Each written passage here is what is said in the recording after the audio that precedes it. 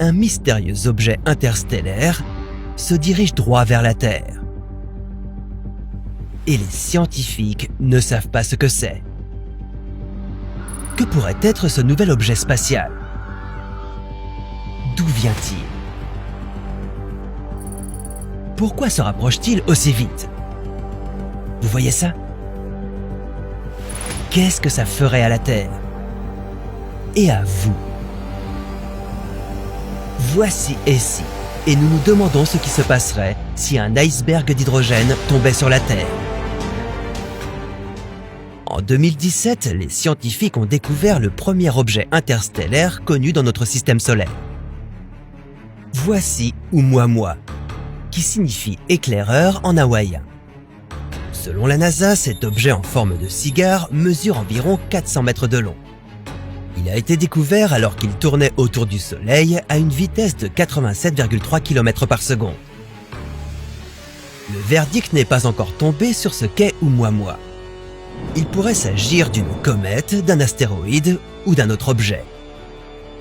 Une des principales théories est qu'il s'agit d'un iceberg d'hydrogène. En effet, les scientifiques ont observé qu'Oumuamua s'éloignait du Soleil en accélérant au lieu de s'en rapprocher. C'est comme si cet objet interstellaire avait un petit jetpack qui le propulsait plus loin dans l'espace. Mais s'il entrait dans l'atmosphère terrestre, cela déclencherait-il une réaction chimique mortelle? Si Oumuamua était de la glace d'hydrogène solide, elle aurait été formée dans des conditions extrêmement froides. L'hydrogène se sublime, ou passe de l'état solide à l'état gazeux, à une température glaciale de moins 267 degrés. Et comme les régions vides de l'espace ont une température moyenne de moins 270 degrés, il est logique que cet objet ait pu conserver sa structure d'hydrogène solide.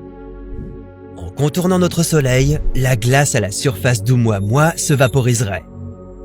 Et cela créerait des jets de vapeur qui propulseraient l'objet droit sur vous, comme une fusée. Cela expliquerait aussi pourquoi Oumuamua a une forme si étrange. Il a été chauffé par le Soleil et il est devenu plus petit et plus fin comme un savon usagé. Mais alors que l'espace vide peut être glacial, la température autour de la face ensoleillée de la Terre peut atteindre 121 degrés. Cela signifie que notre invité interstellaire continuerait à diminuer de taille à mesure qu'il se rapprocherait de nous. Et ce serait loin d'être la température la plus élevée que connaîtrait Oumuamua. Comme les autres météores qui entrent dans notre atmosphère, il atteindrait une température torride de 1648 degrés. Il fondrait avant même d'avoir pu atteindre la surface. Pour que cet iceberg spatial ait un impact dévastateur, il faudrait qu'il soit massif. Mais cela ne signifie pas que vous seriez entièrement à l'abri d'une catastrophe. Le vrai danger de ce scénario est quelque chose de beaucoup plus petit. L'hydrogène moléculaire. L'hydrogène est connu comme un gaz à effet de serre indirect. Cela le rend différent des gaz comme le dioxyde de carbone ou le méthane. Les gaz à effet de serre piègent directement la chaleur. Notre atmosphère contient actuellement environ 0,00005% d'hydrogène moléculaire. Et si un iceberg d'hydrogène s'y vaporisait, cela pourrait accélérer les effets du réchauffement climatique. Une fois que l'hydrogène remplit l'atmosphère, ce dernier réagit avec les radicaux hydroxyles, des molécules produites par la vapeur d'eau, l'ozone et la lumière du soleil.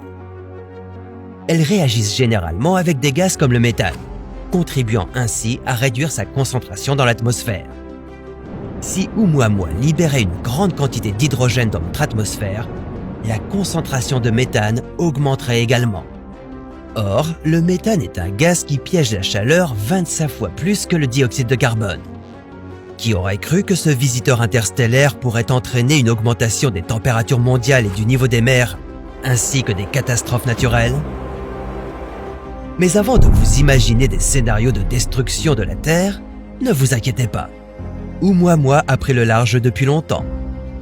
Et même si cet iceberg stellaire revenait et mettait le cap sur la Terre, il faudrait qu'il soit vraiment massif pour causer ce genre de dégâts. Il faut tout de même garder un œil dessus. On ne sait jamais. Pendant que vous y êtes, vous pouvez scruter d'autres objets tels que les comètes ou les astéroïdes. qui pourraient éventuellement à leur tour foncer vers la Terre. Mais ça, c'est une autre histoire pour un autre. Et si